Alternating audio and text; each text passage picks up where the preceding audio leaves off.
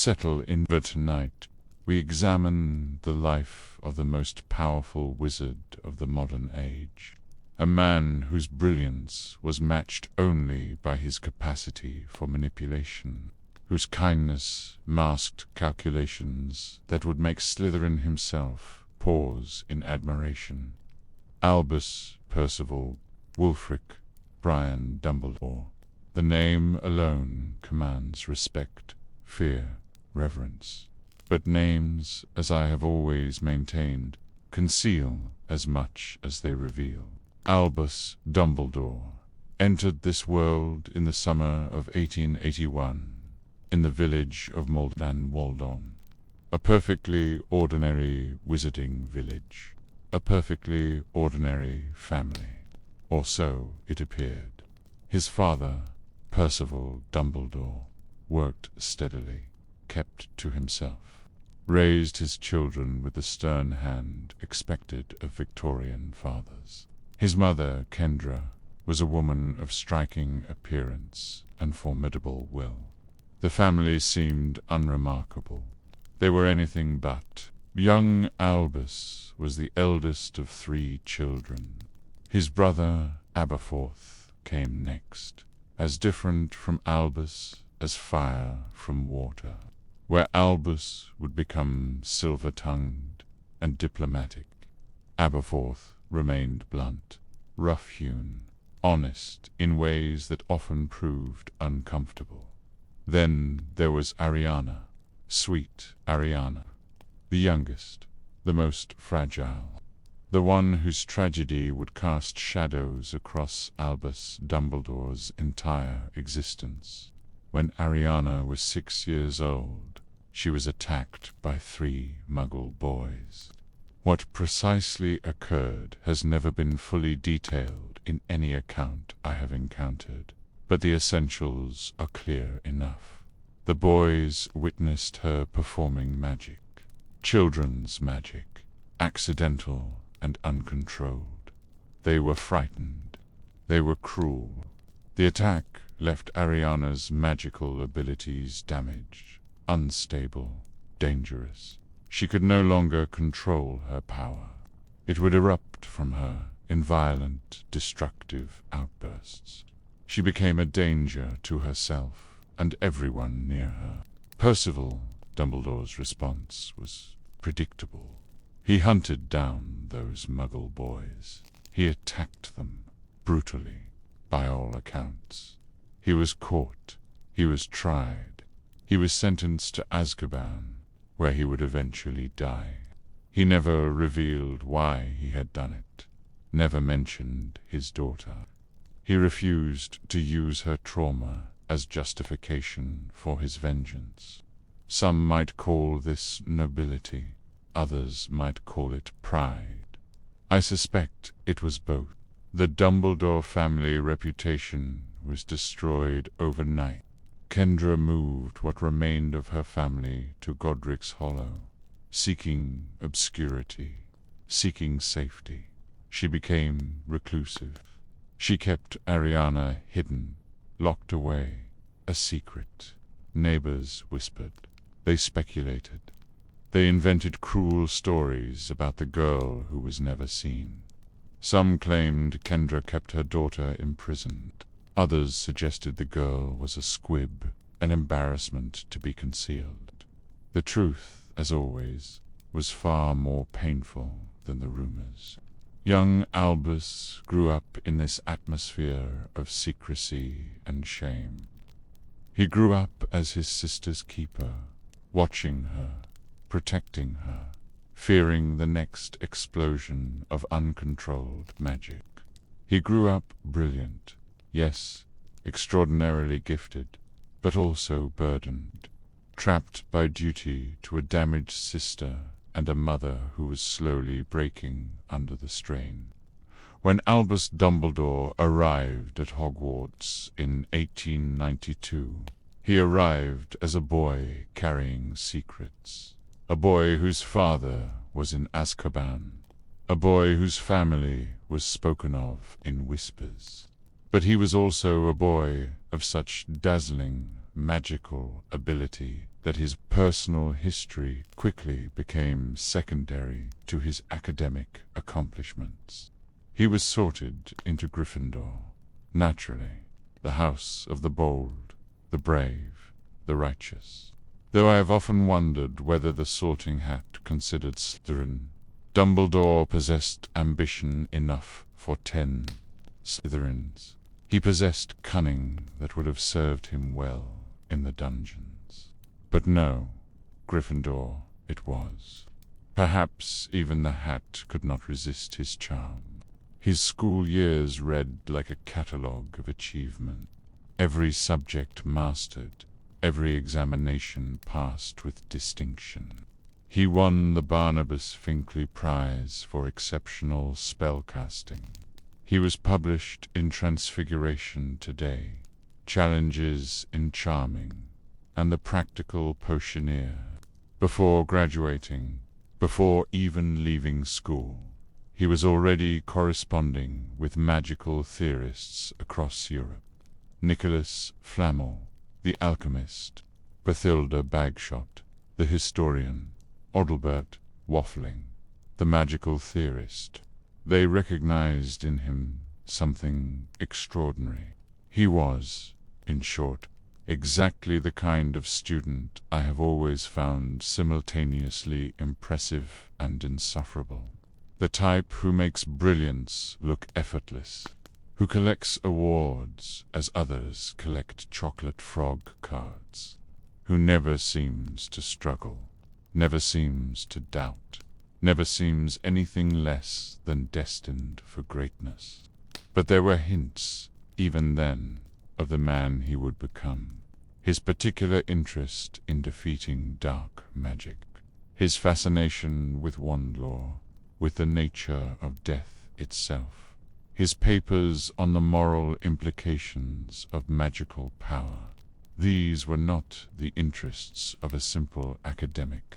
These were the interests of someone who had seen darkness, who had lived with it, who understood that magic without wisdom was nothing more than a loaded wand pointed at one's own heart. He befriended Elphias Doge during his first year. Doge was recovering from dragonpox, shunned by other students who feared contagion. Dumbledore alone sat with him, talked with him. This act of kindness forged a lifelong loyalty. Doge would become Dumbledore's most devoted defender, his most uncritical admirer.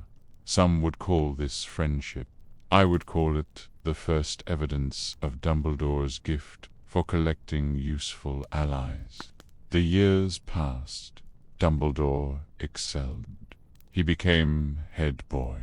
He graduated with honors that would not be matched for decades. The ministry wanted him. The Wising Gomet extended offers. Positions of power and prestige awaited. His future seemed limitless.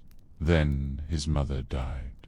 Kendra Dumbledore died in 1899, when Albus was 18 years old. One of Ariana's magical explosions, poorly contained, ended her mother's life. The details were kept quiet, as everything about that family was kept quiet. The official story spoke of an accidental cauldron explosion. The truth was far more complicated. Albus was forced to return home. Aberforth was still at Hogwarts. Someone needed to care for Ariana.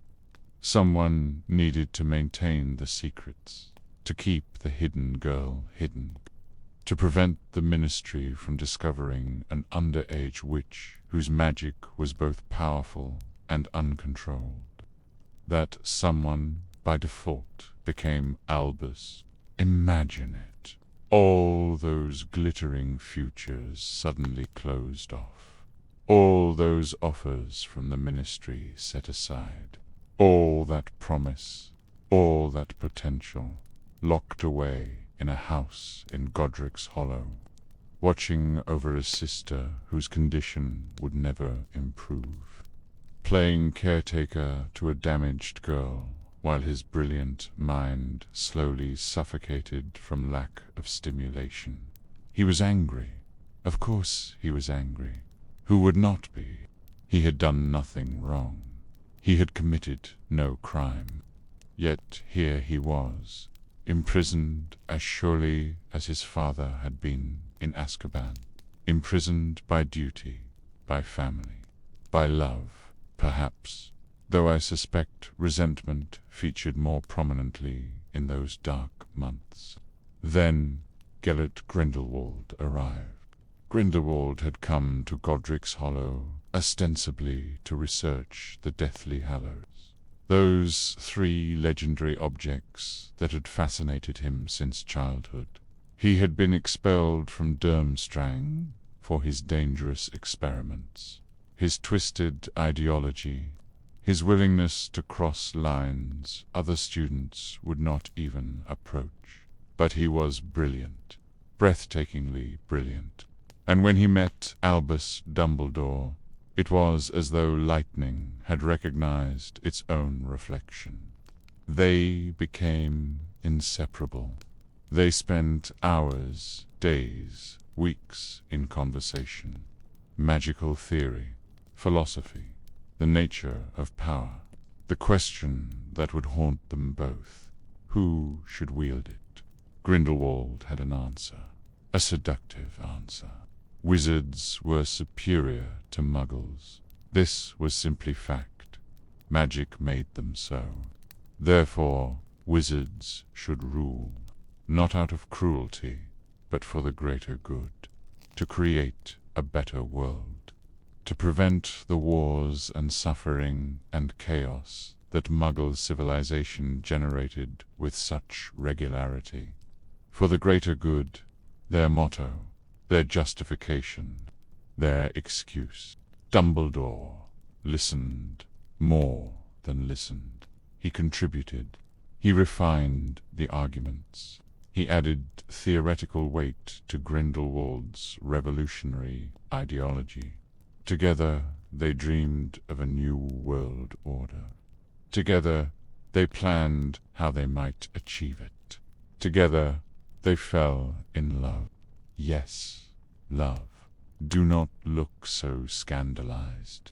Dumbledore himself confirmed it years later, in correspondence with a certain witch historian. He loved Gellert Grindelwald. Whether that love was returned with equal intensity, I cannot say. But for Dumbledore, it was real, overwhelming, the kind of passion that blinds even the most brilliant mind to inconvenient truths, such as the fact that Ariana was being neglected, that his responsibilities were being set aside in favor of intellectual fantasies and romantic obsessions, that his younger brother watched this with growing anger. Aberforth confronted them. He returned home from Hogwarts and saw immediately what had happened. He saw Albus lost in dreams of power. He saw Grindelwald's influence. He saw Ariana suffering from inattention. He spoke plainly, brutally. He told Albus that their plans were madness, that Ariana needed care, not speeches about the greater good. That family came before revolution. The argument escalated. Wands were drawn. 3 young wizards, all powerful, all angry, all convinced of their righteousness. Spells flew. The duel was brief but vicious. When it ended, Ariana lay dead. To this day, no one knows whose curse struck her. Albus's spell, cast in anger at his brother. Aberforth's hex, aimed at Grindelwald. Grindelwald's curse, intended for Aberforth. All 3 have lived with the uncertainty. All 3 have carried the guilt. Grindelwald fled. He left Britain and would not return for decades. Aberforth remained, burying his sister, blaming his brother, nursing a hatred that would never fully heal. And Albus was destroyed. In the aftermath of Ariana's death, Albus Dumbledore did something unprecedented for a wizard of his capabilities. He vanished from public life, not physically, but professionally. He retreated. He took a teaching position at Hogwarts, the job his former Transfiguration professor had offered before Kendra's death. He refused all other opportunities the Ministry kept offering. They wanted him for the wise Ingamot. They wanted him in the Department of Magical Law Enforcement. Eventually, they wanted him as Minister for Magic. He turned them down, every time, without fail. He knew, you see. He knew what power did to him. He knew that he could not be trusted with it. This, more than any other single fact, reveals the true Albus Dumbledore. He wanted power. He hungered for it as a dragon hungers for gold. And because he knew this about himself, because he understood his own weakness, he refused to take it. He sentenced himself to teaching, to guiding the young, to remaining forever in the background, the advisor rather than the leader, the teacher rather than the ruler. For 27 years, he taught Transfiguration at Hogwarts. He was popular with students, brilliant in the classroom. He continued his research, publishing papers, corresponding with magical theorists, advancing the field. But he stayed small. He stayed contained. He stayed away from anything that might tempt him back toward those dangerous dreams of his youth. He visited Aberforth occasionally. These meetings were strained, painful, marked by long silences and recriminations that had calcified into permanent resentment. Aberforth never forgave him, never stopped seeing him as the brother whose ambition had killed their sister, and Albus never argued. He accepted the blame. He carried it as penance. During these years, he became the Dumbledore that later generations would know. The whimsical professor with the odd sense of humor. The brilliant eccentric who kept fizzing Whizbees in his pockets and could recite goblin poetry. The kind mentor who seemed to see potential in everyone. He built this persona carefully, deliberately. It was armor. It was disguise. It was a constant reminder to himself and everyone else that he was not pursuing power, not seeking greatness, not becoming the person he had nearly become in that terrible summer of 1899. But history, as it so often does, had other plans.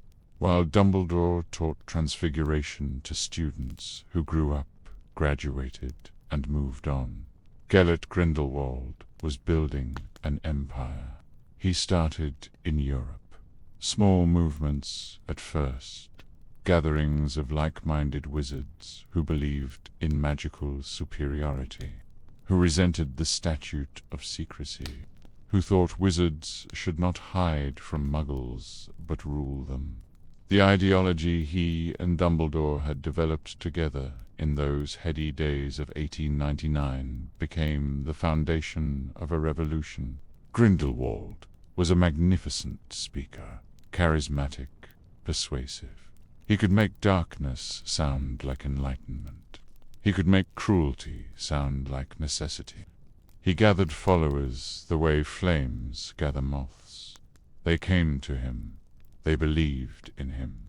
They built him an army. He stole the Elder Wand from the wand maker Grigorovich. With it, he became essentially unbeatable in single combat. He was already powerful. With the Deathly Hallow, he became something approaching invincible. He used this power without hesitation, without mercy. Those who opposed him died. Villages that resisted him burned. Governments that defied him fell. The Muggle world was destroying itself in the Great War. Millions died in trenches, in gas attacks, in the senseless, mechanized slaughter of modern warfare. Grindelwald pointed to this and said, See what they do to themselves. We would never allow such waste. We would rule better. We would create peace through strength." His followers believed him. They wore the symbol of the Deathly Hallows. They spoke of the greater good. They committed atrocities in the name of a better future. And Dumbledore did nothing. He stayed at Hogwarts. He taught his classes. He watched from a distance as the man he had once loved tore Europe apart. The Ministry begged him to intervene. The International Confederation of Wizards pleaded with him. Dark wizard catchers died trying to stop Grindelwald and failing. Only Dumbledore had the skill, the power, the knowledge of his opponent's methods that might make a difference. He refused. Year after year, he refused. Why? Fear. Certainly not physical fear. Dumbledore was never a coward, but he feared what he might learn if he faced Grindelwald. He feared discovering whose wand had killed Ariana. He feared that it might have been his own. He feared confronting the man he had loved, the person who represented his darkest impulses, his most shameful desires. But there was something else, something more pragmatic. As long as Dumbledore refused to fight, there was a possibility, however slim, that Grindelwald might restrain himself, that he might remember their connections, that some remnant of what they had shared might prevent the absolute worst atrocities. It was a thin hope, but Dumbledore clung to it. The hope was misplaced. Grindelwald's cruelty only grew. His followers only became more zealous. The body count only climbed higher. Finally, in 1945, as the Muggle world emerged from its second global war, Dumbledore could delay no longer. The International Confederation gave him an ultimatum. Either he would face Grindelwald, or they would be forced to attempt solutions that would reveal the wizarding world to Muggles entirely. Dumbledore agreed. He would end what he had helped begin. The duel between Dumbledore and Grindelwald took place at Nurmengard, the prison fortress Grindelwald had built to house his enemies. The details of that confrontation have become legend. Exaggerated, certainly. Mythologized beyond recognition, probably. But even the confirmed facts are extraordinary. They fought for hours, not minutes, hours, to wizards of supreme ability, both in their prime, both wielding power that would make most magical combat look like children playing with sparklers. Dumbledore had his phoenix feather wand. Grindelwald wielded the Elder Wand, the Death Stick, the most powerful wand ever created. On paper, Grindelwald should have won. The Elder Wand's power is not metaphorical. It is real, measurable. It makes its wielder's magic stronger, faster, more devastating. But Dumbledore possessed something Grindelwald lacked. He possessed the knowledge of his own darkness.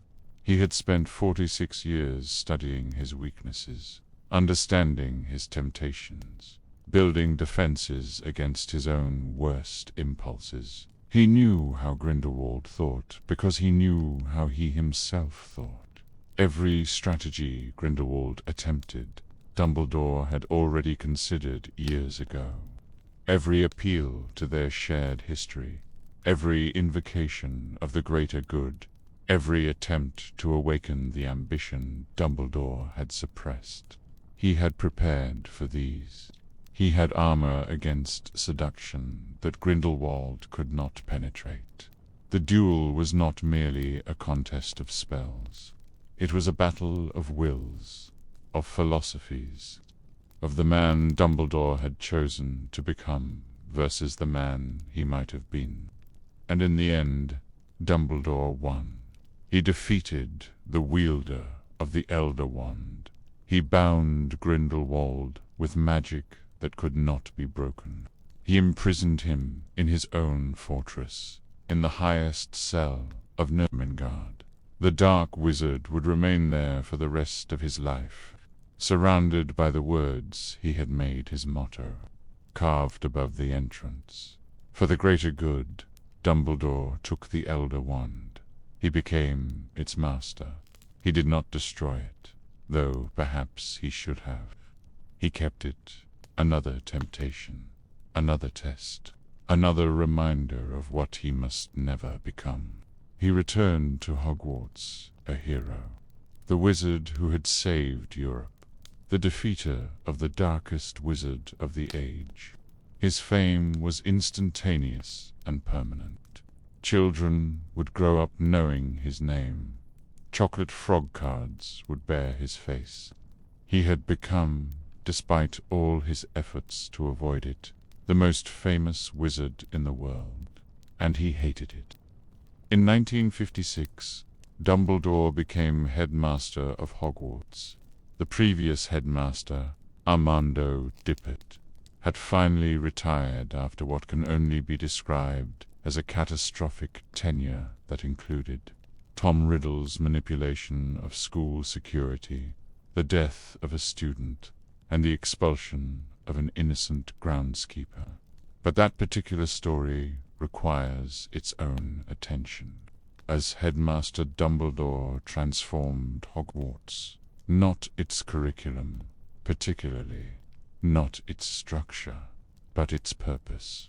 He saw the school as more than an educational institution. He saw it as the front line in an eternal war between light and darkness. Every student was a potential soldier or casualty in that war. Every lesson was preparation for the battles to come. He collected allies. This was his particular genius. He could identify those who shared his values and bind them to him with loyalty that approached fanaticism. Minerva McGonagall, who became his deputy and his right hand. Filius Flitwick, who taught dueling and charms with equal skill. Pomona Sprout, who understood the subtle magics of growing things. Even Hagrid, the half-giant he had defended, who loved him with an uncomplicated devotion that was perhaps the most genuine relationship Dumbledore ever maintained. Banned, yes, me, Severus Snape, though my recruitment was rather more complicated than most, more desperate, more steeped in darkness and regret. But we will come to that. We must come to that. Dumbledore's manipulation of my life is central to understanding his methods. He cultivated connections outside Hogwarts as well. The Ministry wanted his advice. The International Confederation sought his guidance. He sat on the Wizengamot. He corresponded with magical theorists across the globe. He became the person everyone consulted when darkness threatened. The wise mentor, the powerful protector, the last resort when all else failed. But he never took power directly, never accepted the position of minister, never sought control of the Wizengamot. He remained at Hogwarts, claiming that teaching was his true calling, that guiding the young was his highest purpose. Noble words, true words, even, but also strategic words. He had learned from Grindelwald's example. Direct power corrupted. Absolute power corrupted absolutely. Better to be the power behind thrones than to sit upon them yourself. He formed the Order of the Phoenix, not immediately, not until the threat required it. But when Tom Riddle completed his transformation into Lord Voldemort, when the Death Eaters began their campaign of terror, Dumbledore was ready. He had his people. He had his network. He had been preparing for decades. The Order was typical Dumbledore. Brilliant in concept, frustrating in execution. He shared information on a need-to-know basis. He kept secrets from his own allies. He made decisions unilaterally and expected others to follow without question. He played chess with human pieces and considered their sacrifice acceptable if it served the greater good. Yes, the greater good. That phrase again. The same phrase that had driven Grindelwald. Dumbledore had not abandoned it. He had merely refined it, made it more subtle, more acceptable, dressed it in robes of necessity rather than ambition. But the core remained. Some must suffer so that others might live. Some must die so that the many might be saved. The needs of the many outweigh the needs of the few. Bipart it was, and remains, remarkably similar to Grindelwald's philosophy. The primary difference was that Dumbledore used this logic defensively, protectively, in response to threats rather than in pursuit of conquest. But the mathematics were the same. The willingness to sacrifice was identical. Only the target changed. The first time Dumbledore met Tom Riddle, he knew. He knew immediately that something was wrong with this boy. He went to the orphanage in 1938, sent to escort an 11-year-old magical child to Hogwarts, and he found a sociopath. The boy was charming, articulate, clearly intelligent. He was also a thief, a bully, a child who had learned to use fear as a tool. He kept trophies from the other orphans he had terrorized. He spoke of his abilities without remorse, without morality, without any recognition that magic carried responsibility as well as power. Dumbledore warned him. Right there, in that first meeting, he laid down boundaries. He made clear that Hogwarts would not tolerate the behavior Tom had exhibited in the orphanage. It was perhaps the most honest Dumbledore had ever been with a student. No charm, no whimsy, just clear-eyed recognition of what Tom Riddle was and what he might become. Tom heard the warning. He smiled. He agreed to everything Dumbledore said. And then he went to Hogwarts and became the most accomplished liar and manipulator the school had ever seen. Dumbledore watched him closely, constantly. He recognized brilliance when he saw it. Tom was gifted in ways that approached Dumbledore's own prodigious talents. But Dumbledore also recognized something else. He recognized himself. Not the person he had become, but the person he might have been. The person who pursued power without limits, who saw other people as obstacles or tools rather than individuals with inherent worth. He tried to guide Tom, tried to provide the moral framework the boy clearly lacked. It was futile. Tom did not want guidance.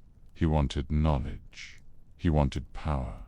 He wanted immortality. He asked Dumbledore, about Horcruxes, those darkest of magical objects that split the soul through murder. Dumbledore, to his credit, refused to provide detailed information, but the refusal came too late. Tom had already learned enough from other sources. The Chamber of Secrets opened in Tom's 5th year. A student died. Moaning Myrtle, a Muggle-born girl whose only crime was being in the wrong bathroom when a basilisk emerged from the pipes. Tom framed Hagrid, who was expelled. Tom received an award for special services to the school. Dumbledore suspected. He suspected everything, but he could not prove it. Years later, he would tell Harry Potter that this was one of his greatest failures, that he had known Tom was responsible and had been unable to act. But I wonder, Dumbledore was many things, but helpless was not among them. He could have investigated more thoroughly, could have used legitimacy, could have brought in auras. He chose not to. Why? Perhaps because some part of him wanted to see what Tom would become, wanted to observe the development of a dark wizard from the beginning, wanted to study the progression from troubled child to monster. Knowledge, after all, was Dumbledore's true addiction, and Tom Riddle was the most fascinating subject he had ever encountered. Tom graduated. He applied for the Defense Against the Dark Arts position. Dumbledore refused him. Wisely, the rejection embittered Tom, turned him permanently against Hogwarts, against Dumbledore, against everything he associated with his youth. He vanished into the world and began his transformation. When he returned as Lord Voldemort, leading an army of Death Eaters, preaching blood purity and dominance, Dumbledore was waiting. He had been preparing. He had known this was coming. He had watched the signs, the disappearances, the murders, the growing terror in the magical community. He formed the Order of the Phoenix. He gathered those who would fight, and he searched for Voldemort's weakness. Because Dumbledore understood something crucial.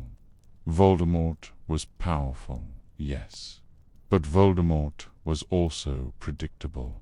His psychology was transparent to someone who had spent years studying him. His choices followed patterns. His obsessions limited his options. Voldemort feared death above all else. Therefore, he would pursue immortality through Horcruxes. Voldemort craved power above all else. Therefore, he would seek positions of dominance and control. Voldemort despised love, connection, human weakness. Therefore, these things would be his blind spots, the angles from which he could be attacked. Dumbledore never shared these insights with the Order. He kept them to himself. Even his closest allies operated with incomplete information. This was his way. Necessary, he would say protective, ensuring that if any were captured and tortured, they could not reveal plans they did not know, perhaps. But it was also controlling. It was also manipulative.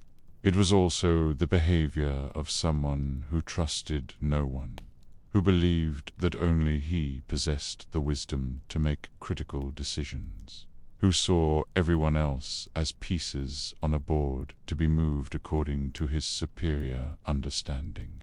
The First Wizarding War raged. People died. Death Eaters tortured and murdered. The Order fought back. Dumbledore directed operations from Hogwarts, sending people into danger, calculating acceptable losses, working toward victory through a strategy only he fully understood. Then came the prophecy. Sybil Trelawney spoke prophecy in 1980. She spoke it during her job interview, applying for the position of divination professor. She spoke it to Dumbledore in the Hogshead, watched by an eavesdropper who heard only half before being thrown out by the barman. The prophecy concerned a child born at the end of July to parents who had thrice defied Voldemort, a child with power the Dark Lord knew not, a child who would either destroy Voldemort or be destroyed by him. Dumbledore hired Trelawney immediately, not for her teaching abilities, which were negligible, but to keep her close, to protect her. The prophecy made her valuable, made her a target. Better that she remain at Hogwarts under his watch, unable to speak carelessly about what she had said. The eavesdropper, of course, was me. I heard only the first part, enough to understand that a child would threaten my master, enough to report back to Voldemort, enough to set in motion a chain of events that would destroy the world I knew. 2 children fit the prophecy's parameters. Neville Longbottom, born to Frank and Alice. Harry Potter, born to James and Lily. Voldemort chose Harry. Why? Because Harry was a half-blood, like Voldemort himself. Because Voldemort saw in Harry a reflection, a threat that felt personal rather than random. Dumbledore knew Voldemort would act. He placed the Potters under protection. The Fidelius charm, unbreakable, requiring a secret keeper who could never be forced to reveal their location. They chose Sirius Black, James's best friend, the obvious choice. Then they changed their minds. They made Peter Pettigrew the secret keeper instead, thinking the less obvious selection would be safer. Pettigrew betrayed them within the week. I came to Dumbledore when I learned Voldemort intended to kill Lily. Lily, who had been my friend, my first friend, my only friend. Lily, whom I had loved with a desperation that had driven every decision I made. I begged Dumbledore to save her, to protect her. I offered anything, everything. Dumbledore agreed, but his price was steep. I would spy for him. I would turn against Voldemort. I would risk my life repeatedly in service to the Order. I agreed. I would have agreed to anything. He sent me away and enacted his own plans. Plans he shared with no one. Plans that involved allowing Voldemort to attack the Potters, to attempt to kill the child, to fulfill the first half of the prophecy so that the second half might be realized. He could have done more. He could have hidden the family more securely, could have been there himself on Halloween night, could have prevented the attack, but prevention was not his goal. His goal was Voldemort's destruction, and the prophecy suggested a specific path to that end, a path that required Harry Potter to confront Voldemort, a path that required sacrifices. Lily died. James died.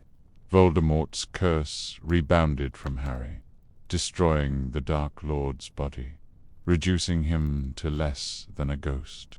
The prophecy was partially fulfilled. The war ended.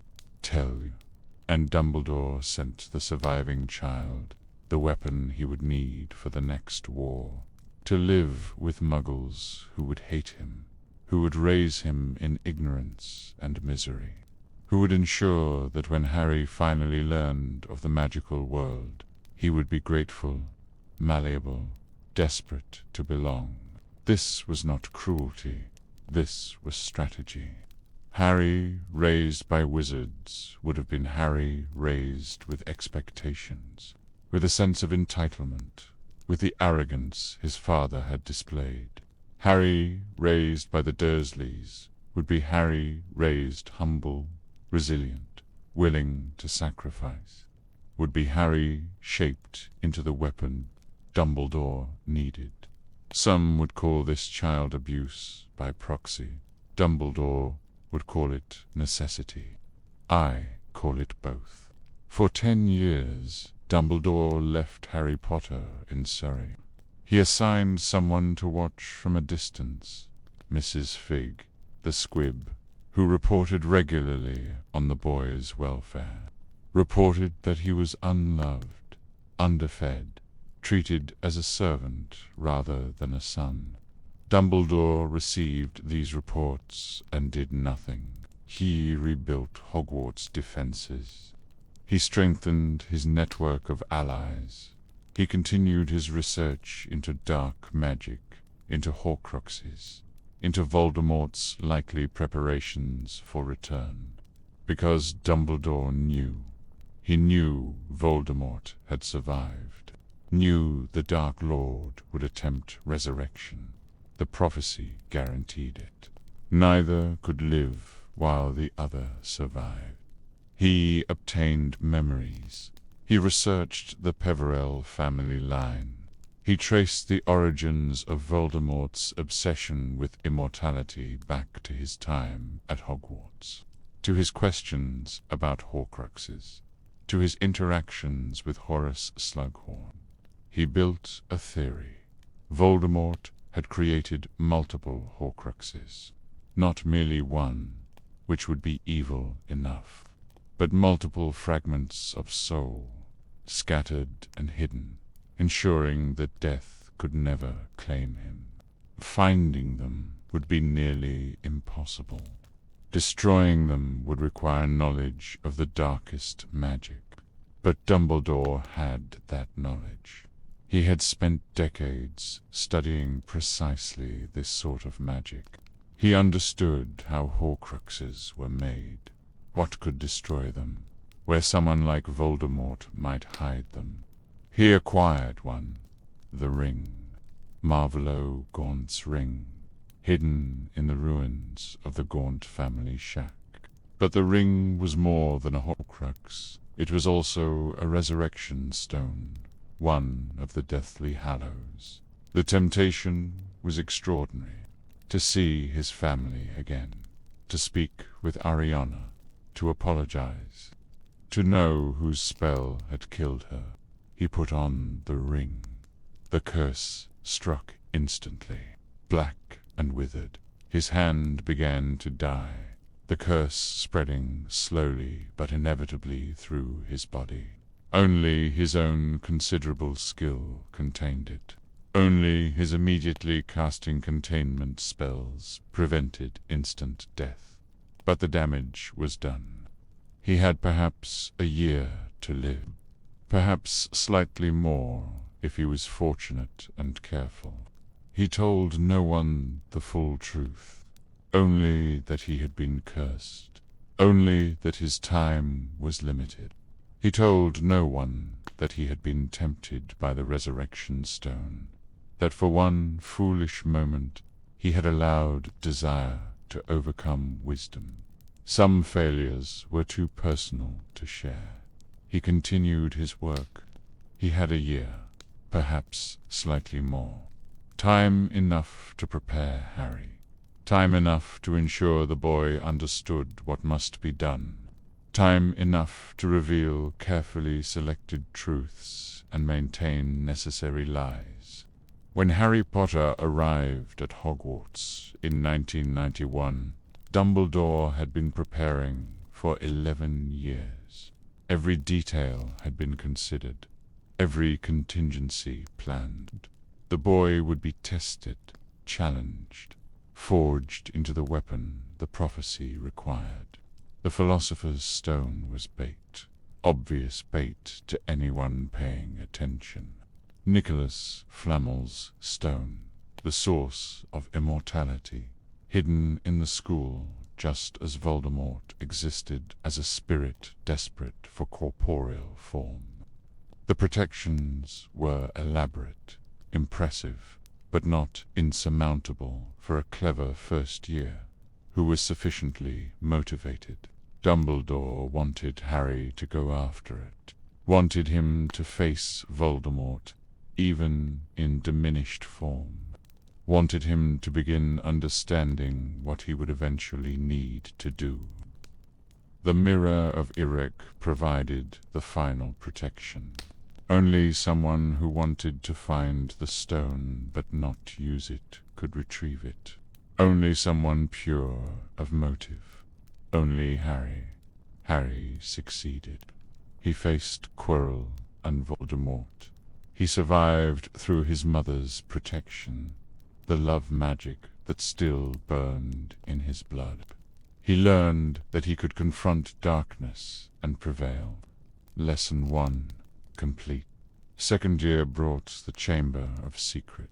Tom Riddle's diary. A Horcrux, though Dumbledore did not yet explain this to Harry. The basilisk released. Students petrified. Ginny Weasley possessed. Harry descended into the chamber, faced the memory of young Tom Riddle, destroyed both the basilisk and the diary. Dumbledore now knew for certain. Multiple Horcruxes. The diary had been one. The ring was another. There would be more. He began searching in earnest.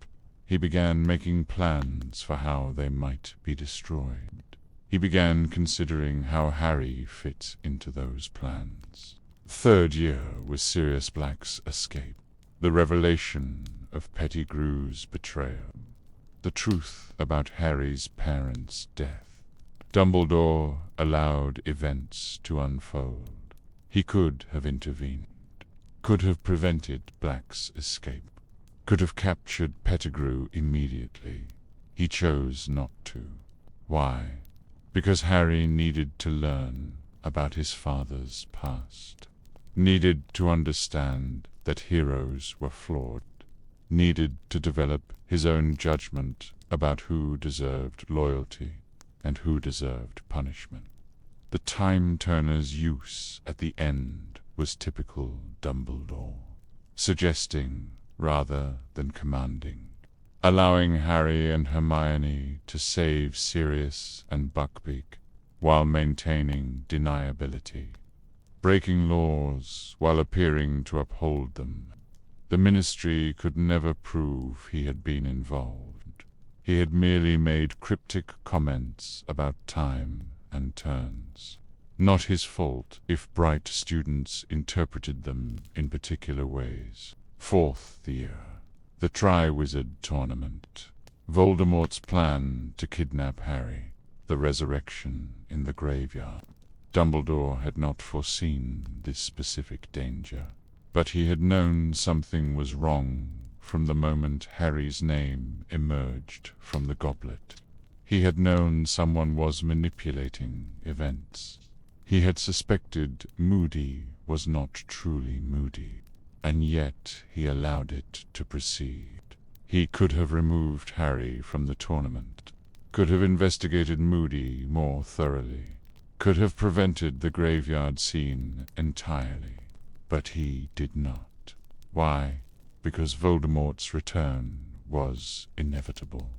Better it happened while Dumbledore still lived, while he could still guide Harry, while the Order could be reformed and prepared. Harry witnessed Cedric's death, witnessed Voldemort's resurrection, witnessed his own blood being used to restore his enemy's body.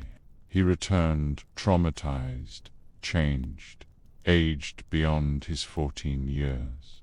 Precisely what Dumbledore needed. A Harry who understood the stakes, who knew that people died in war, who would not flinch from necessary sacrifices. Fifth year was agony for all involved. The Ministry refused to believe Voldemort had returned. Fudge sent Umbridge to Hogwarts to suppress the truth, to punish Harry for speaking it. Dumbledore could have stopped this, could have provided proof, could have forced the Ministry to acknowledge reality. Instead, he withdrew. He distanced himself from Harry deliberately, knowing Voldemort was attempting to exploit their connection. He was correct, of course. Voldemort planted false visions in Harry's mind, lured him to the Department of Mysteries, attempted to steal the prophecy. The battle there cost Sirius Black's life. It also revealed Voldemort's return to the entire Ministry. Fudge could no longer deny what he had witnessed with his own eyes. Dumbledore finally explained the prophecy to Harry, not the full truth, not yet, but enough. Enough for Harry to understand why Voldemort had targeted him as an infant. Enough for Harry to comprehend that he and Voldemort were bound together in ways that could only end with one of them dying. It was kind, in a sense.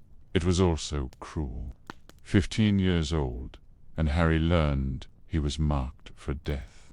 Either he would kill Voldemort, or Voldemort would kill him. There were no other options. The prophecy allowed no alternatives.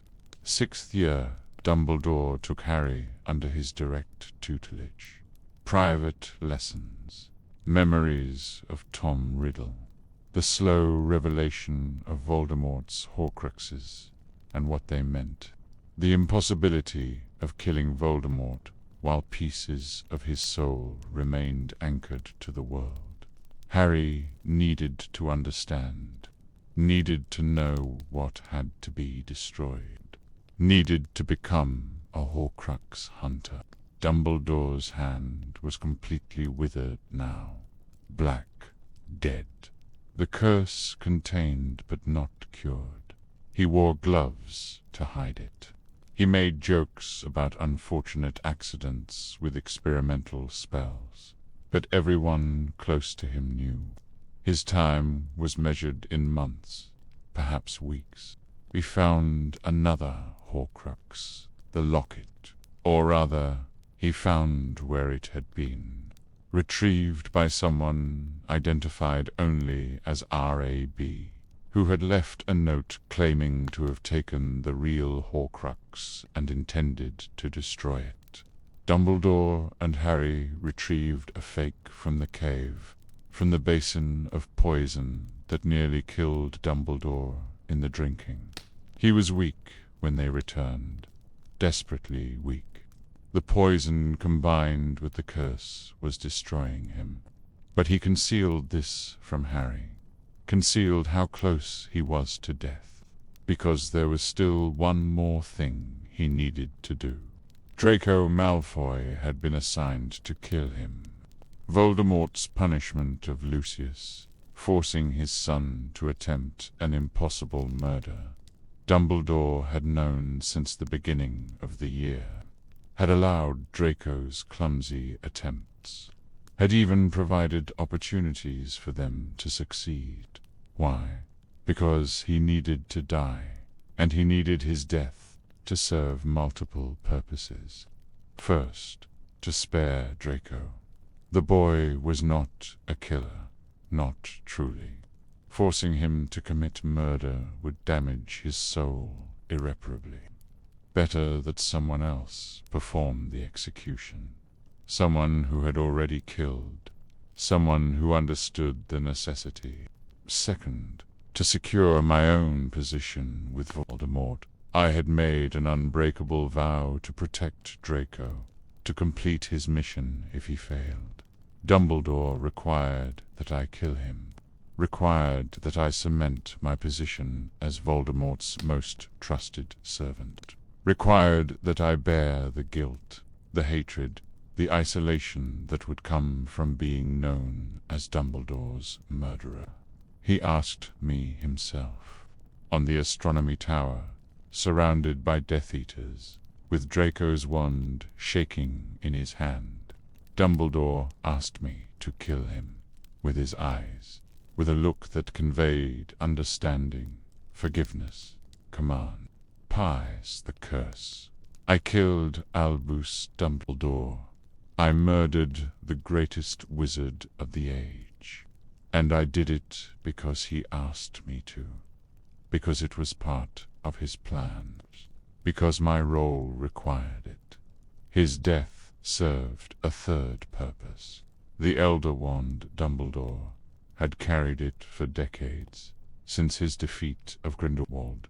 He had never been defeated, never been disarmed, never lost ownership of the wand. If he died undefeated in combat, the wand's power would die with him, or so he planned. He did not account for Draco disarming him minutes before I killed him, did not realize that Draco had become the wand's master, did not foresee that Harry would later disarm Draco and become the Elder Wand's true owner. Even Dumbledore's careful plans had flaws. Even his manipulations produced unintended consequences. His funeral was magnificent. Dignitaries from across the magical world attended. They praised him, mourned him, spoke of his greatness. Harry sat through it, devastated, angry, confused. He had lost his mentor, his protector, his guide. He did not yet know what Dumbledore had left for him to do. Dumbledore left memories. He left instructions. He left a sword in a frozen pond, and a snitch that opened at the touch. He left pieces of a puzzle that Harry would need to assemble while hunting Horcruxes, while fleeing Death Eaters, while the wizarding world collapsed into darkness. He left me with the truth, the terrible, necessary truth that he had shared with no one else.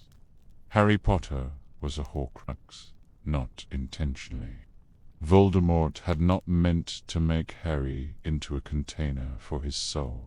But when the curse rebounded, when Voldemort's body was destroyed, a fragment of his soul had latched onto the only living thing in the room. It had embedded itself in Harry Potter. This was why Harry spoke Parseltang, why he had visions of Voldemort's thoughts, why the prophecy had linked them so intimately. They shared not merely destiny, but essence. A piece of Voldemort lived in Harry's scar, and that piece had to be destroyed, which meant Harry had to die. Dumbledore had known this for years, had known since at least 5th year, when he witnessed the connection between Harry and Voldemort, had perhaps suspected earlier, had spent Harry's entire time at Hogwarts preparing him for this, teaching him, strengthening him, building his courage and his willingness to sacrifice, leading him inexorably toward the moment when he would walk willingly to his own death. This was Dumbledore's final manipulation, his greatest and most terrible. He raised Harry Potter like a pig for slaughter, knowing from the beginning what the boy would need to do. And he did it lovingly, kindly, with genuine affection and carefully calibrated emotional distance. He cared for Harry, but he cared for the survival of the wizarding world more. When I gave Harry the memories in his 7th year, when he watched Dumbledore's instructions in the Pensieve, he understood. He saw what Dumbledore had done, saw the years of manipulation, saw that every kindness had served a purpose. Every lesson had led toward this moment, and Harry forgave him, because that was what Dumbledore had been training him to do. Forgive, accept, sacrifice, walk willingly into darkness for the greater good. Harry went to the forest. He allowed Voldemort to cast the killing curse. He died after a fashion. The Horcrux within him was destroyed, while Lily's protection, renewed, when Voldemort used Harry's blood in his resurrection, preserved Harry's own life. He returned. He defeated Voldemort. The prophecy was fulfilled. Albus Dumbledore died believing he had won, believing his plans had succeeded, believing that his manipulations, his sacrifices, his terrible calculations had saved the wizarding world. He was correct. They did. Harry defeated Voldemort. The war ended. The darkness was driven back. But the cost. Consider the cost. Harry's childhood stolen, Sirius's years in Azkaban, Cedric's death, countless others killed or damaged by Dumbledore's plans, all deemed acceptable losses in pursuit of victory. Was he right? I cannot say. I am hardly qualified to judge. I, who killed him. I, who spent years as a double agent, lying to both sides, trusted by neither, valued only for my utility.